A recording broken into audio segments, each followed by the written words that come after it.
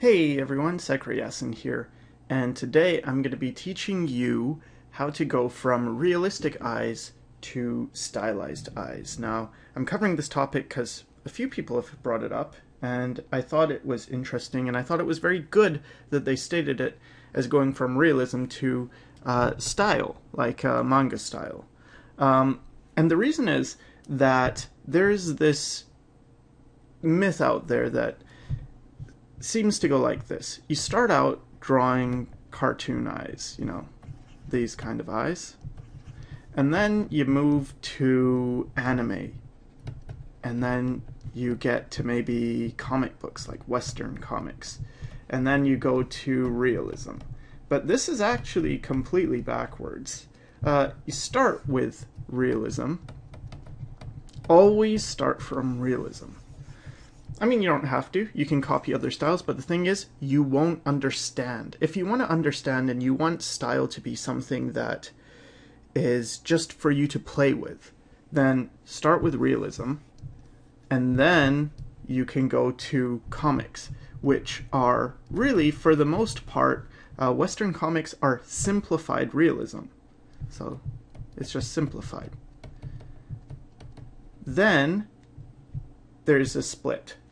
Then you can go towards cartoony, and it depends what type of cartoons, because you could also have like Disney cartoons, or go towards anime. And then even in anime or manga style, and I know I'm going to refer to it as anime because it seems most people call things anime, even though I know anime is just animated manga, but so it would be more correct to call it a manga style. But let's just call it anime for the sake of this. And there's a split that happens within anime where you could just simplify as well and add a bit of exaggeration, but there's something interesting that happens, and it happens in cartoons as well, that I'll go over. So, starting with realism, what you have to understand is the certain things that most eyes, I would say almost all eyes, but they have in common. And so whenever I think of eyes on a face, and let's just create a head shape, I never think first of the eye. I always think of the eye socket. So the first thing I do is place the eye socket. Now I'm not going to go into too much detail about facial anatomy or anything like that, because as simple as it sounds, covering eyes and how to draw exaggerated eyes, even though it's something most artists teach as this thing for kids, it's actually very advanced. And that's kind of the thing I want to get across, is that this is not a beginner's thing, taking realism and simplifying it. So I'm going to start with the eye sockets, and then, you get your nose and you get your mouth, whatever, that's fine. But focusing on the eyes, within the eye socket then, you have the eyeball. And you can, I've done a video on how to draw eyes, and I cover it this way. You don't have to draw the actual ball, though. You just understand within this is where the eye belongs. And then for men, you tend to get the eyebrow sort of hugging the edge of the top of the eye socket. And for women, it can do that, but often it goes a bit higher. So from a side view, let's say this is the forehead, and then nose comes down like that. Then you have, the mouth, chin. If we get the eye socket in, and even in side view, I recommend getting the eye socket in, because when you get the eye socket in, what you're thinking of is actually the structure. You're thinking that, hey, there's a cheek that comes down here and goes around, right? And then here, there's going to be an eyeball within this area. And then, so this is the top of the eye socket. So for men, again, the eyebrow sort of hugs that top, and you have different people, but in general tends to hug that more, whereas for women it can go a bit higher above that. Right? Okay, so we have then the eyeball, and then we have the upper and lower eyelid. So we can get those in.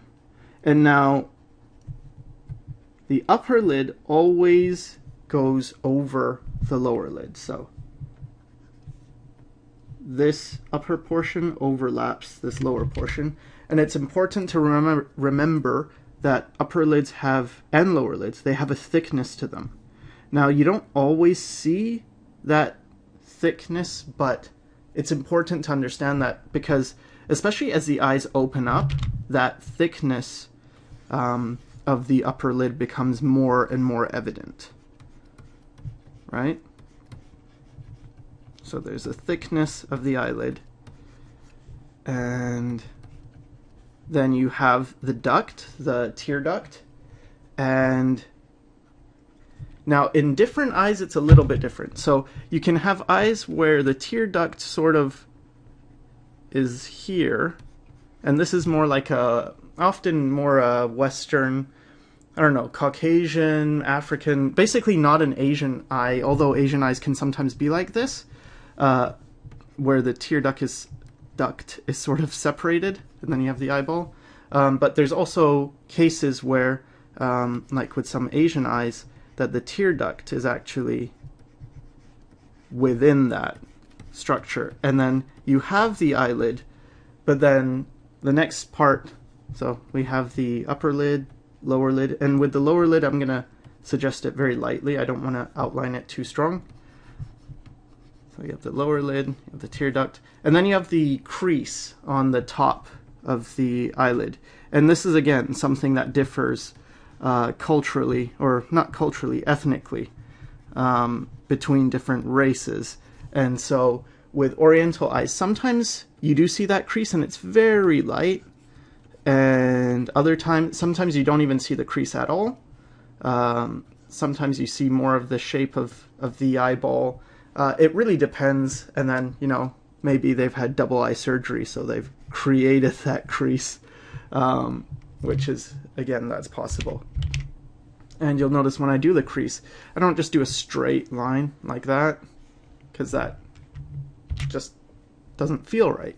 I make sure the part that's more inside gets a bit darker, and then there's skin, and then kind of peeks out. So anyway, this is why I'm saying this is advanced stuff. It's not simple. So you have that, and then you have the eyelashes, and the eyelashes, so remember we said there's a thickness to the eyelid. Well, the eyelashes start from that thickness, from that shelf. And there's different ways to do eyelashes. One way I like to do them is almost like this, where I create little back and forth U motions, so one that way and then one that way. It doesn't look very good like this, but if you build it up, it's a fast way, because then you can sketch it in really quick, sort of do that, and then you can do the same thing for the lower eyelid, remembering that the lashes come from that portion of the eyelid. And you can look, you know, if you zoom in really close, I don't know why I'm saying zoom in, if you look in a mirror and you look at your eyelid, you'll see where those lashes actually come out from. And again, you don't want to just do like straight line lashes like that. Like, understand that these are hairs and they're sort of a little bit random in how they move, so they go around the form, some clump together. So then you have that. So let's just write down what we have so far. You have the eye socket, and the reason I'm writing it down is because these are the components that we'll need to pay attention to. You have the eye socket, then you have the tear duct. Oh wait, no, then you have the eyeball. Eyeball. Then you have the upper and lower eyelids. So eyelids. Then you have tear duct. And I guess something that I also think of that I guess it's not even necessarily named, but I also think of this part of the eye, the outer corner, so that I pay attention to this and I pay attention to this. And the reason is that sometimes in some eyes, this corner is higher and this corner is like up. You'll get eyes like that. Sometimes they're about the same, even. You can get eyes like that. Sometimes this is actually lower and you get eyes sort of like that. So it's important to know these 2 points. Also, they're very good for measuring, but I'll get into that later. So yeah, you have your tear duct, and then you have the outer corner, I guess I'll call it. And then you have the eyelashes, and you have the, oops, I forgot the crease of the eyelid, crease of eyelid, and then you have the eyebrow, and we've already covered how that sort of hugs the different areas of the eye socket. So eyebrow, and then you have the last 3 elements that I'll talk about, which are the sclera, the iris, and the pupil. So the sclera is basically, it's just the white of the eye. It's all this stuff. Now, iris, of course, most people know it's the colorful part of the eye. And now this doesn't change in size. It's important to know that for realism. It doesn't change in size because in certain styles it does change. So it's important to know that for realism it doesn't change. It's also important to pay attention to just how much of the eye is covered by the iris. It's pretty big. It takes up quite a bit of space. Of course, this again depends on the eye, but often you won't see the whole iris. If you do, it might be with children. Sometimes, you know, with children, you'll see their eyes show more of that. You might get a case where, yeah, you do see the whole iris, or if people are surprised, you'll see the whole iris. But it's very important to understand the relationship between the iris and the sclera. Sometimes when I do realism, and especially if I'm doing caricatures or if I'm copying a realistic person, I don't even focus on the iris at all. What I draw is this shape of the sclera. And it's usually something like that, like you'll get 2 triangle shapes. So then we get, yeah, the iris, and then finally the pupil.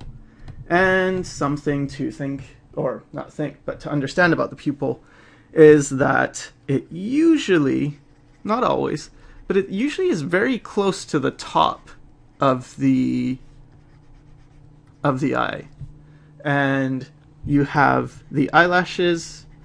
Of course, with girls, you know, it's going to be much more pronounced than with guys. For guys, you don't really need that. And then the upper lid always casts a shadow. So, I mean, almost always. If you had a strong light coming from below, it would still, I don't know, it would be much lighter. But usually we have light coming from above. So then there's a shadow. So that gives the impression that the iris is even more close to the top. I mean, the pupil is even more close to the top because of that, because you have cases like that. And there's another thing to pay attention to, which is that you have, and this is going to get pretty complicated, but let's look at the eyeball. This is if I'm like zooming into an eyeball here, and then, and this is not going to be very much in proportion, but let's say you have the iris here on the eyeball. Then you have a lens on top of this iris. And the pupil is just a hole. It's just a hole in here somewhere.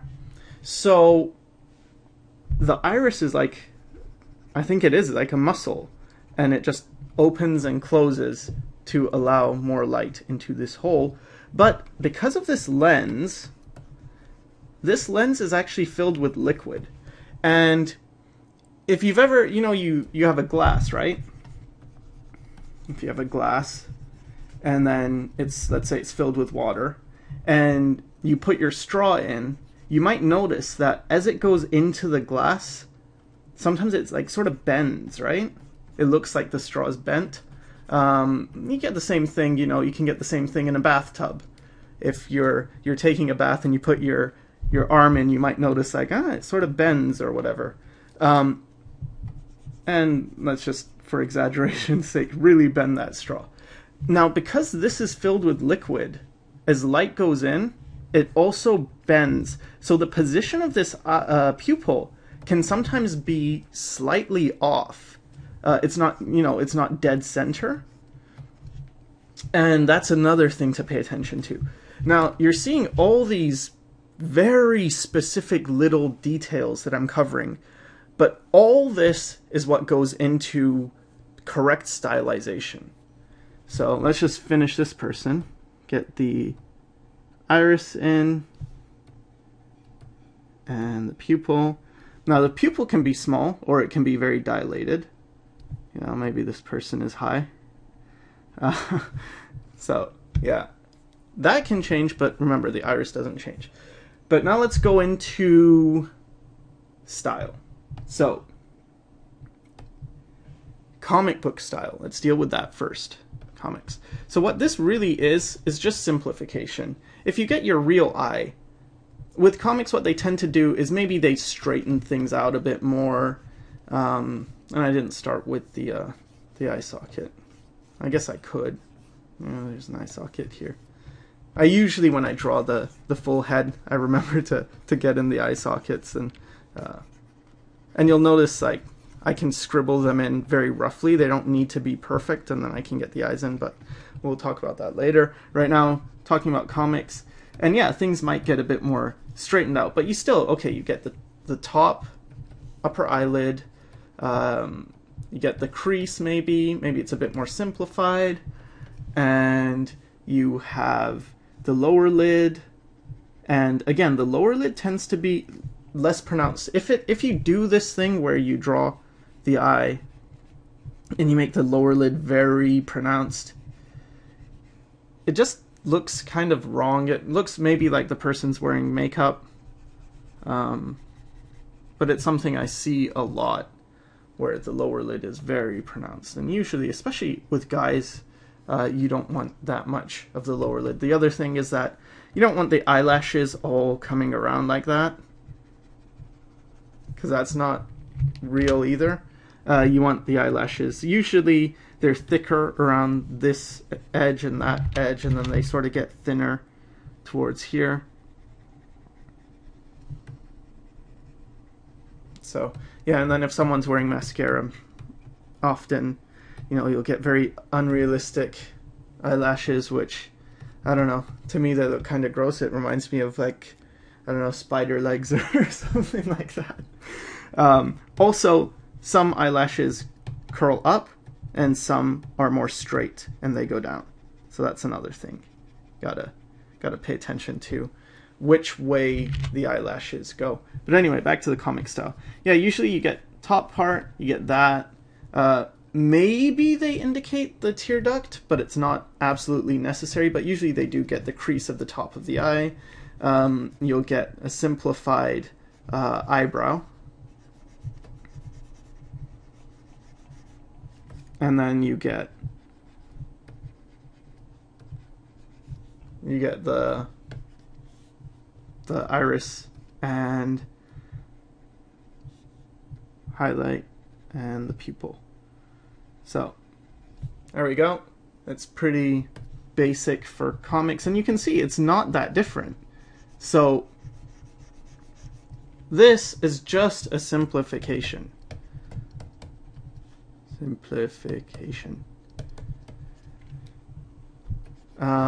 And then for different styles, you could get more or less simplified, but this is generally what happens. And I did want to cover, which I didn't mention, the highlight of the eye. And basically, something to consider is that, first of all, the highlight can be any shape. It's the shape of, can't be any shape. It depends on the light source. It is a reflection of the light source. So if you're outside and the light source is the sun, you will usually get a circle highlight. If you are indoors and your light is like, maybe it's coming from a window, well, you'll actually get the window shape as the highlight. And if there's like a pane, you know, window panes, that will show up too. So you'll get like light part, light part, light part, light part, separated by this not light part. So that's something to keep in mind. And also, if the light's coming from here, I mentioned already, right, that the eye has this lens, and then you have the pupil here, and this lens is filled with liquid. So what happens is the light, let's say the light's coming from here, comes here, and then it hits this, and so you get a highlight here, right? You get the highlight where the light hits the lens and it reflects to your eyes, so the viewer's eyes. But the light also, some of it travels through and it also gets bent. And so what happens is, opposite where the light hit, you'll get a lightening up of the eye. So what often happens, and this is also useful for anytime you want to do like jewel type things, is create a highlight and then darken around the highlight, because remember, especially because the shadow is being cast from the upper eyelid. And then directly opposite, you can actually lighten things up, and then you'll get this very jewel-like thing where it's like, oh, okay, that's kind of nice, looks pretty. The other thing is, often people make the highlights too big. You get highlights that look like, I don't know, it just doesn't look good. Often the highlights look better when they're small. So another thing to keep in mind. Okay, so this is comics. Now let's go into, what was the other ones? Oh. Now let's go into cartoons, I guess, and then we'll go into anime. So with Disney, it's usually keep a lot of anime with, a lot of anatomy with Disney eyes. It's not just simplifying it anymore. A lot of it gets exaggerated or changed. And now sometimes the eye is just a pupil. So you get the white of the eye, and then you just have a pupil. And sometimes it's just the basic circle. So I guess, if you're like, The Simpsons or something, they just have eyes that's a circle, and then a dot, and then maybe an eyebrow. And for a style like this, yeah, of course children can do it, and it's very easy because it doesn't have much thought that goes into it.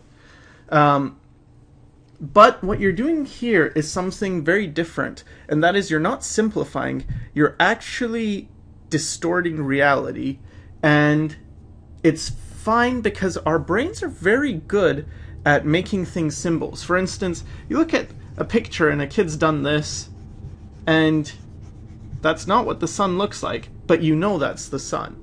Like, we understand that. We look at that and it's like, okay, yeah, that's not, well, now it's a sunflower. But you get that that's the sun. Whenever we see this, whenever we see like a light area with black in the middle, we get that that's an eye. So cartoons take advantage of this, and it's like, okay, fine, if you're going to accept this, then that's what I'll do. I'll do an eye. And then in other styles, they'll give an iris as well. So that's another way of simplifying if you want to go from realistic. I guess if you're content to go into cartooning, this is pretty easy because, maybe you'll get an upper eyelid, but it's up to you what you want to get rid of. So remember we had all those components, right? The eye socket, the eyeball, the eyelid, tear duct. Which do you want to get rid of? So if you are doing a style that's just a circle and a dot, the eye socket you don't have to draw it, but you still need it. It's still there somewhere. Eyeball, you kept that. Eyelids, depends, you know, in some styles they'll actually include the eyelid. And something important even with a cartoon style is to understand that the eyelid, as it gets closer or more open, it's going to curve. As it gets closer to the middle, it sort of straightens out, and then if it ever goes over this point, you know, it will start curving down. This curve, that's what I'm talking about. See, if I include the eyeball, now this is sort of like a lazy look. But tear ducts pretty much are out for cartoon style. There's no corners with that round thing, so we got rid of outer corner. Crease of eyelid, usually no. Eyelashes, depends if there's like a character that's a girl, but then they do this often. They do this thing with maybe only 3, 4, 5 eyelashes, but they're more straight, like something like that. Eyebrow you keep, sclera you keep. Iris, in this case, you lose the iris. But if you've got certain styles, keep the iris. And then the pupil, of course, stays. So that's kind of your options when you draw in this style. And as you turn the head, so let's say we've got a side view eye, you'll notice you get that sort of triangular shape that forms. And we're keeping everything the same, so we still have the pupil near the top. And side views have their own special thing to them. Done a video series on eyes on Pencil Kings, and then it covers many more views, so I'm sort of hesitant to go into so much detail because it's like, the information's already out there. But anyway, you have the side view, and then with certain cartoon styles, some keeps the eyes exactly the same. It's just a circle, and then you've got the dot. And others might compress the eye. So in a side view, it's like that, and in a front view, it's like that. And now speaking of that, you also can get eyes that are not even circles anymore. And this is where it's like you're not simplifying anymore. You're going into your own thing. You're taking advantage of our brain's ability to see symbols. Now, let's go into anime eyes. So, anime eyes, pretty much, most of them have all these components.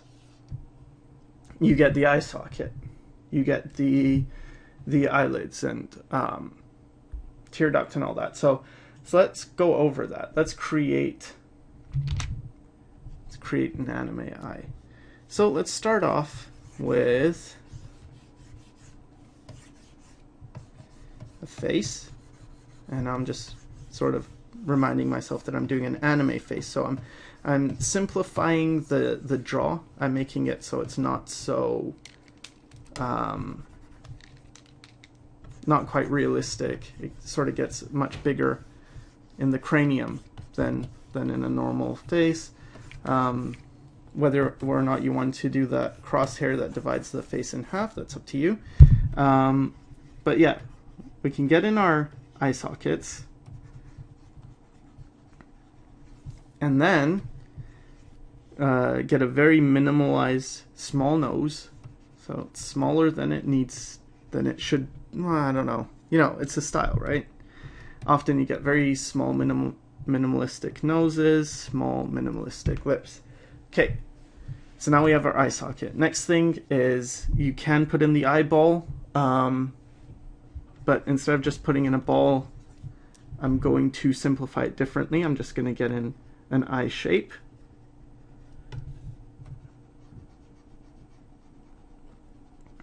And I'm making it so the outer corner, remember I said there was a tear duct and then the outer corner, it's in a way that the outer corner is much higher in this case. And this is all my choice, right? I can decide where I'm going to do that. where I'm going to put the outer corner. And this is why it's important to go from realism first, because I could easily change this up and it's going to be fine. Okay, now let's get the crease of the upper eyelid, which also establishes the eyelid. And this one's going to be fairly, because I'm going to stick with something close to reality, it's going to be fairly pronounced. I'm going to put in the eyelashes, but something you can do even in the realistic style. If you have an eye, especially if the eye is a bit more like you're not doing a close-up where you actually see the eyelashes. Like let's say I have a smaller eye here, right? So what you can do to indicate the upper eyelashes is, instead of going up vertical and making those strokes, you can just actually strengthen the make horizontal strokes that create the value of the eyelashes. So this is suggesting that yes, there are eyelashes here, and there are so many that it just sort of looks like that. And that's what you'll notice a lot in anime eyes. They sometimes just simplify this as an area, and sometimes they'll even actually, while drawing, you just break it down anyway. So like this area is just going to be filled with black. Sometimes it's not even black. But yeah, you'll get that. So that's where the eyelash would be. Maybe you see some eyelashes. And then we get the iris. Now, usually the iris is pretty big because we've increased the size of the eye. But if you pay attention to this anyway, you'll notice the eye's not that big. I think something that especially kids do when they see anime eyes is there's a tendency to draw the head and then forget about the eye socket, but just do something like this. Maybe they do get the horizontal lines, because right now it looks sort of like eyebrows, but they'll get that in, and then they get the bottom, and then they put like a nose. It's usually a point for a nose, and then they get a mouth, and then they just join these, and that's the style they do. Like, okay, it's like I've drawn anime, and the eyes are just insanely huge. And there are styles with big eyes, but they, even with those big eyes, they have eye sockets. They have an understanding to them. So anyway, it's difficult even looking at this. I want to get rid of it. Let's see. Can do that. And yeah. Okay. Okay, so back to this. We have our eyelashes, and can simplify that, as I said, by just making horizontal strokes to get in a value. So it's just understanding what your options are. I could do this. I could make horizontal strokes and get in my value, but I don't have to. I can strengthen the outside lines, but I don't have to. I can add a bit more emphasis where the lower lashes would be. I could actually indicate the lower lashes, or I don't have to. See, this is where it becomes you are in charge of your style, because you understand all the components, right? I understand that there's going to be a tear duct, so I can create that, maybe a little tear duct, but I don't have to. I understand underneath the eye there's a crease for the lower eyelid. I could lightly indicate that or not. I understand that there's eyebrows, so can put the eyebrows in. And with most anime styles, you tend to get more thin eyebrows, but again, that's up to you. You could go really thick, and that's there too. And I'm hesitant to even call it an anime style, because for people that know what they're doing, it's just a case of you've taken reality and you've bent it to whatever you want, right? Okay, so now we have this. And then you can get the pupil. And often a popular style these days is to not make pupils very dark, to actually make them light, and sometimes you can take that one step further and even just sort of create some tone that just implies a pupil. You could put that highlight thing where you have the highlight, and then remember we said it gets light on the opposite side, so then you get light on the opposite side, and maybe for this we will include the pupil. Then you get the pupil, get light on the opposite side, and then we can just shade all this in.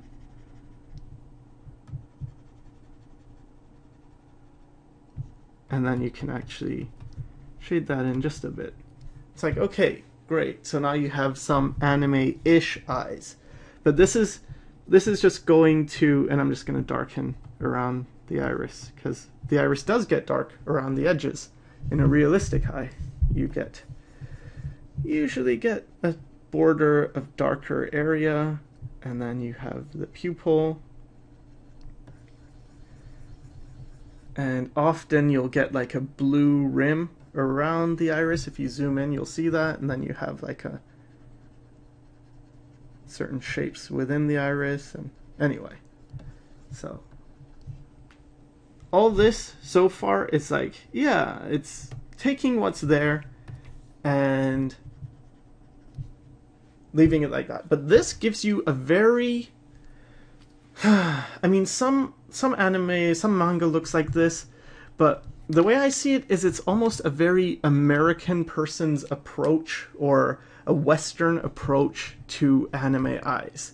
You've taken reality and you've simplified it in a way to get a look like this. But there's one step, if you really want to understand how to draw manga, how to draw anime, there's something, and it's a cultural difference that you have to understand. And it is that in the West, we represent much more through realism. And in other cultures, their approach is just make it look cool if it looks cool. It's just for the sake of aesthetics, for the sake of appeal, or for the sake of telling a story. So they're not stuck so much to reality. If this looks cool, fine, do it. But you could also break it. It doesn't have to be realistic as long as it looks cool, or as long as it helps to convey emotion. You know, if I did something where, and the same thing can be true even in a Western comics. Sometimes if someone's really surprised, you might get an eye that it's like, okay, that's our eye shape, got that, but then you've got like a very small pupil and iris, and it's like, oh no, this person's shocked. Well, what we've done here is we've broken away from reality. And that's very important, because if you don't understand that styles allow you to break reality, not just simplify, not just minimize, not just exclude certain parts, but actually break reality, then you will be limited in what you're doing. And what's happening here is with this surprised eye, and it looks pretty legitimate, right? It's because, you know, when we are surprised, our eyelids open up and you see more of that iris. So the iris hasn't changed shape. The pupil might get smaller. The iris hasn't changed shape. But we just see more of this. But this gives us an even more exaggerated look. So now we have this eye, fine. But let's play with it more. So I'm going to make a new layer. I'm going to lower the opacity of this so we just see it through. And now let's make decisions. Okay, maybe I want to focus on the upper lid and the eyelashes. So I'm going to do that. Now, this whole area from here to here, I'm going to simplify. I'm just going to indicate where these eyelashes would go. Okay, now I'm not going to even fill in this. I might indicate a bit of where this tear duct is. And I'm going to include the crease, but ever so slightly, just very simply.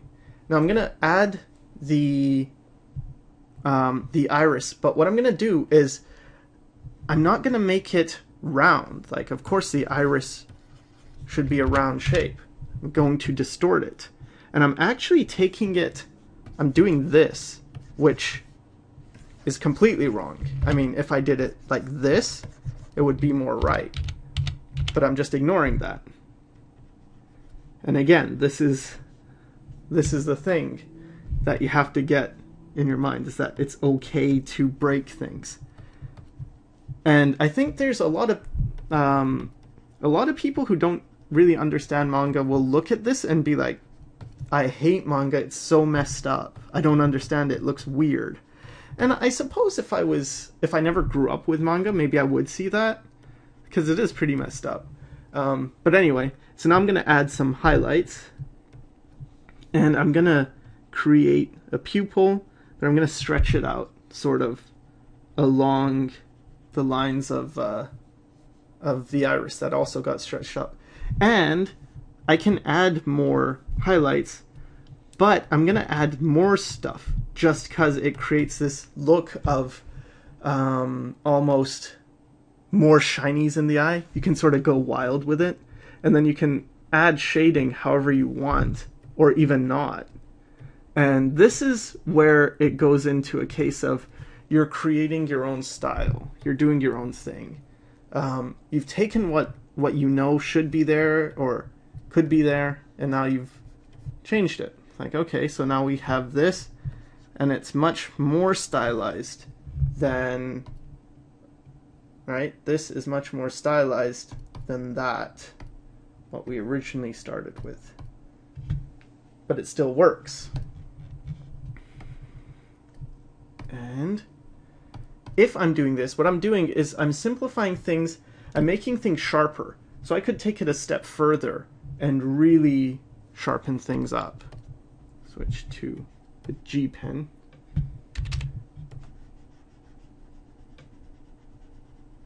And don't need these lines.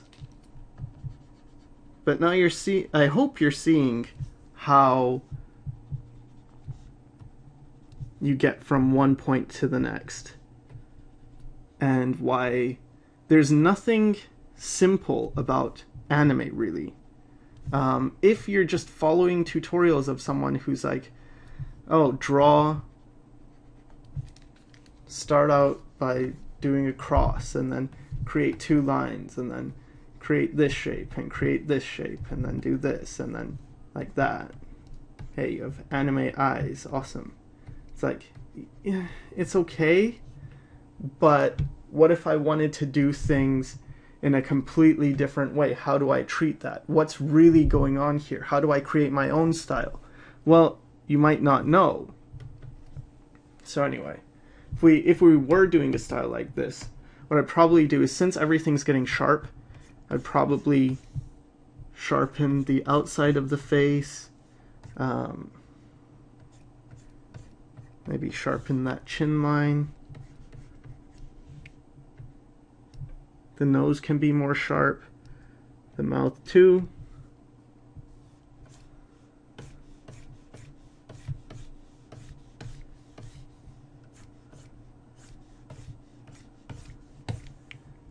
And there. So it's like, yeah, okay.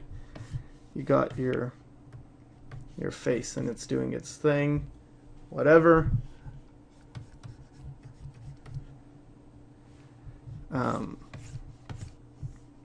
But again, all this is from the knowledge that we already have. Okay, now let's do some more. And let's say I am looking at things in perspective. So let's say it's a 3/4 view.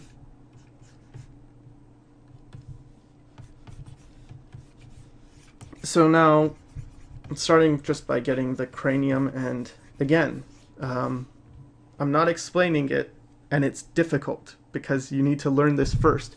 But anyway, in a head like this, you have perspective. So let's say vanishing points around here, the horizon's here. Then we do get perspective to the face.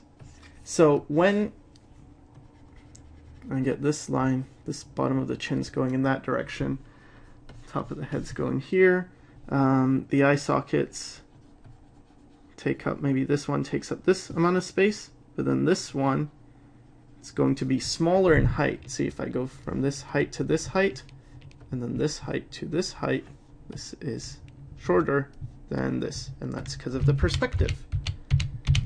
And also this distance gets compressed, and this doesn't. So then, okay, so then we can get the eye in, and maybe in this one I'm going to make it so, because in the past ones I had the eye where the upper corner is sort of higher, and the tear duct is lower. This one I'm going to make it the opposite, so I'm going to make it maybe level. So the lower corner is there, and get our perspective across. And now this is why I said before that it was very important to use, that these things would be very helpful for measuring, because what I do is people are often worried or concerned, like, okay, I did this eye and it's good, how do I get the other eye? Well, if you haven't practiced, what you can do is draw a straight line across from the top and the bottom, and then find these points, and usually they'll say, you know, there's one eye space in between. That's fine, but what I actually like to do is, and this is something that helps as well, is to break free of guidelines just a bit so that you train your brain to see things. It takes longer. It's easier if you follow a guideline, but I think it's worth it more if you actually maybe just loosely rely on guides. And then I just want to see, okay, what is this distance? And I try and replicate it. Where is the corner of the eye? And then, you know, you can get in a similar shape and then just sort of break it down. And it takes a while to get to this point. It's not like I could just do this like right now it's pretty easy where I could draw any eye and make it fit. But it did take a while before I could just, you know, do that, and I don't need any guidelines or whatever. But anyway, so we have this. Now, from this view, we're going to see inside the eye. So I'm going to zoom in to that. And so here's the eyeball. Here's a tear duct. And we have the upper lash, or the upper lid. It's actually visible. And then there's that corner of the eye, which in this case is about the same level as the tear duct. And so now we have that upper lid showing quite a bit. And you get, you know, the iris, which is going to be more compressed, and you'll have your pupil, which is going to be closer, because remember there's that lens distortion, but also how we're looking at it. It's going to make it so it's not going to be, if this is the iris, it's not going to be right here. No, it's going to be like more back. It's going to be inside, because this, what we're seeing is actually the lens of the eye.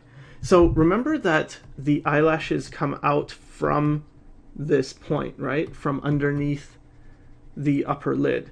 And so what happens is this area gets thicker. And so that's what's happening when I'm doing this. I'm making it so this side is actually thicker, and I'm creating that black area. And then we can get the iris in, and remember that this one's going to be squished more. This pupil is going to be more in the center, and you get something like that, right? Okay, so that's the more realistic eye. But what do we notice? So something that you can do when you're developing styles is notice patterns of what's happening. So what's happening? Well, because we see more of the inside of the eye, and because the eyelashes come from that point, we have it darker. We have it darker here. We have this part of the eye much more compressed. This eye is much smaller. The shape is different than this eye. And it's like, okay, so taking that, let's apply it to an anime eye then. And so I'm just going to start. I'm going to create face shape. I'm going to create my eye sockets. So far it's very similar. But now I just apply these things that I noticed. So it's like, okay, I'm going to make this eye much more compressed. Going to show more of that dark area around the outside because of that. Going to make this eye, and I'm starting to bend it much more. I'm being much more loose. And I know this eye is going to be more compressed, and this one's not so compressed. I have the highlight, but I can do the highlight however I want it. So maybe actually the highlight's going to be on the opposite side. And something you'll notice in anime is they're not necessarily, they don't, as I mentioned before, they don't care, or not they, but often it's not as important to be right. For instance, having the highlight here means the light's coming from down here, right? But it's not a big deal. Also, I'm not even drawing in the full highlight. I'm just sort of cutting out from it because I can, because it's an option. And then I can add in some shading. And I don't even have to. I could actually just do a full gradient from the top to the bottom. And there, we got eyes. I'm understanding how this connects, how there's this flow here between this portion and the eyebrow. Maybe in this case, actually, I could go even more squished with the face. So make it more squished. And this is understanding anatomy as well. You know, there's a cheek. There's a cheek that needs to come here. It's not just... I'm really not looking at a book and then saying, okay, this is an anime style and where do I do it? I'm pushing and pulling anatomy because I know, well, if this is this way, what you can look at is books for inspiration to understand, hey, what has someone else done and got away with? Because that's how anime really, if you look at manga, it started out, I think Astro Boy was the first anime, and it was based off Disney, and then they just kept pushing it. It's like, okay, if we can, you know, for instance, maybe Western comics could do this too, where it's like, okay, let's start with an eye that's just like this, and it's like that, and it's like, okay, what if we got rid of the iris, and what if we made the iris a weird shape? What if we made the pupil a weird shape? What can we get away with and it still reads as an eye? And that's what anime does, or manga does, is you just keep pushing it and pushing it. It's like, okay, even this, it's still behaving pretty normally. And let's get a mouth. It's like, right, so there you go. Got like a cool anime style. But the thing is, you can exaggerate it even further. You can make eyes that don't exactly conform to any particular shape. You can really go wild because you know, like, okay, well, I did this much and I got away with it. So how do you go from realism to a style is really a case of understanding what your basic components are, and then what you can get away with, what you can push and pull, and look to others for inspiration to what they have done and, you know, gotten away with. So anyway, that's my long talk. Sorry, it was a very long video, but I hoped it helped, and thanks for watching.